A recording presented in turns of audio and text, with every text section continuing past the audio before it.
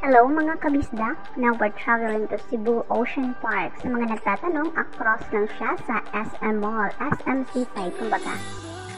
By the way, please don't forget to subscribe, hit the notification bell for more videos. Thank you. Yan!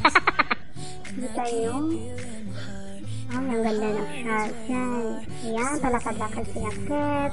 Sensya na, first time kasi nakapunta. Aliw na aliw sa mga isla.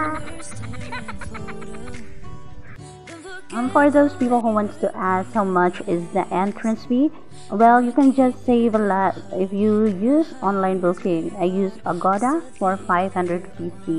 Nakasave ako na 50 each per person. Pero kung sa baba ko yung bibili, it just cost 600 each. May iba pa silang rate pag weekends.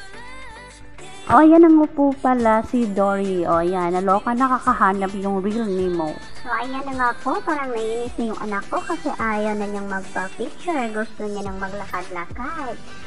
Ay, ayan, si Nemo. Bala kayo dyan, si Nemo yun. So, ayan. Saan ka pupunta, ate? Ayan. Ang ganda ng mga isla dito. Dito yung sa sector. At saka meron din silang mga parrot, guys.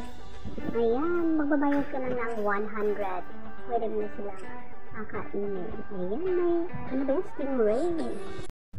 Ayan po, habang nakatitig ako sa isda, napapaisip ako, parang ang sarap nila pong i-grill.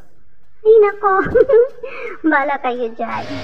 Ayan, kita nyo yan, ang laki-laki ng mga isda. Parang ang sarap po nilang i-grill. Ay nako, pero bawal po.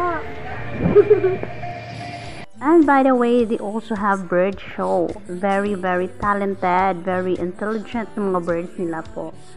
Ayan, hindi ko na po na-videohan kasi naaliw ako. Yun lang po, bye-bye!